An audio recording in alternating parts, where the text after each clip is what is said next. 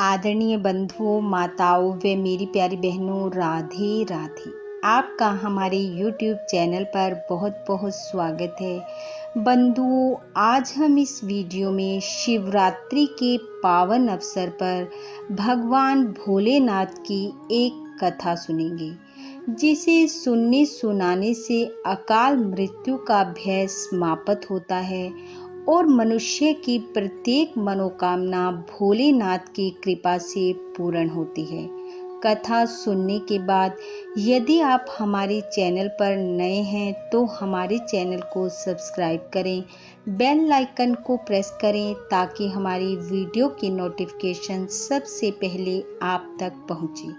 Video को share व like भी जरूर करें। प्राचीन काल में एक नगर में श्वेत नाम के राजा राज्य करते थे। राजा शिव भगत थे। शिव की आराधना करना ही उनके जीवन का लक्ष्य था। एक समय ऐसा आया जब राजा श्वेत ने राज्य का कार्यभार अपने पुत्र को सौंप दिया और स्वयं महादेव की आराधना करने गोदावरी नदी के निकट स्थित एक गुफा में चले गए। वहां उन्होंने शिवलिंग की स्थापना की और महादेव की भक्ति में लीन हो गए और अब वे राजा श्वेत से महामुनि श्वेत कहलाने लगे। जब महामुनि श्वेत की मृत्यु का समय नजदीक आया तो यमदेव ने उनके प्राण लेने के लिए अपने दूत मृत्युपाश को भेजा। जब मृत्युपाश मुनि के समीप पहुंचा तो वह समय महाशिवरात्रि का समय था और मुनि उस समय भगवान शिव के महामंत्र महामृत्युंजय का जाप कर रहे थे। शिवरात्रि के शुभ अवसर पर और उस महामंत्र के चलते मुनि अभी अपने प्राण नहीं त्यागना चाहते थे।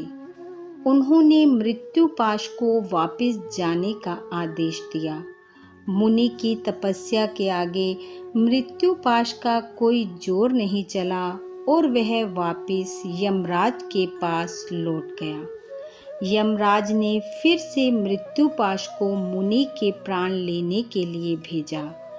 जब भगवान शिव को इस बात का पता चला तो उन्होंने गुफा के बाहर काल भैरव की नियुक्ति कर दी ताकि मुनि की तपस्या में भंग न पड़ सके। जैसे ही मृत्युपाश फिर से गुफा के नजदीक पहुंचा तो उसका सामना काल भैरव से हुआ और शीघ्र ही काल भैरव ने अपनी शक्ति द्वारा मृत्युपाश को मूर्छित कर दिया और वह मूर्छित अवस्था में पृथ्वी पर गिर गया। यमदेव ने जब यह देखा तो वह क्रोधित हो उठे और स्वयं पहुंच गए मुनि के प्राण हरने। पहले यमदेव ने काल भैरव को मृत्युपाश में बांध लिया और फिर श्वेत मुनि की तरफ लपके, परंतु श्वेत मुनि ने उसी समय महादेव को पुकारा। मुनि की पुकार सुनकर महादेव ने अपने पुत्र कार्तिकेय जी को भेजा। कार्तिकेय और यमदेव के बीच घमासान युद्ध हुआ। यमदेव कार्तिकेय जी के सामने टिक न पाए और कार्तिकेय के प्रहार से मूर्छित हो पृथ्वी पर गिर पड़े और मृत्यु को प्राप्त हो गए।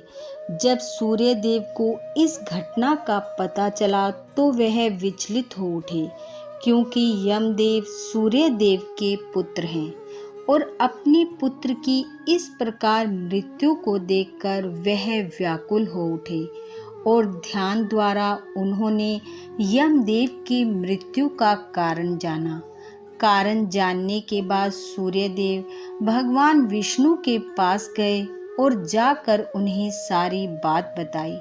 भगवान श्री हरि बोले, महादेव ही जीवन लेने वाले और देने वाले हैं। आप भगवान शिव की तपस्या करो, वे ही यमदेव को पुनः जीवन देंगे। तब सूर्यदेव ने भगवान शिव को प्रसन्न करने के लिए कठोर तप किया सूर्य देव की तपस्या से प्रसन्न होकर भोलेनाथ ने सूर्य देव को दर्शन दिए और वर मांगने को कहा। तब सूर्य देव ने कहा, हे महादेव, यमदेव की मृत्यु के बाद पृथ्वी पर जीवों के जीवन को लेकर भारी असंतुलन पैदा हो गया है। पृथ्वी पर जीवन का संतुलन बनाए रखने के लिए कृपया आप मेरे पुत्र यम को पुनर्जीवित करें। तब महादेव ने अपने गण द्वारा यमुना जी का जल मंगवाया, जिसे यमदेव के शरीर पर डाला गया, जिससे यमदेव पुनः जीवित हो गए। इस प्रकार सभी को मृत्यु देने वाले यमदेव को महादेव ने जीवन दान दिया। इस प्रकार जो भी सच्चे मन व श्रद्धा से भोलेनाथ का पूजन कर उनका आवाहन करता है, वह भोलेनाथ की कृपा से अपनी प्रत्येक मनोकामना को पूर्ण पाता है।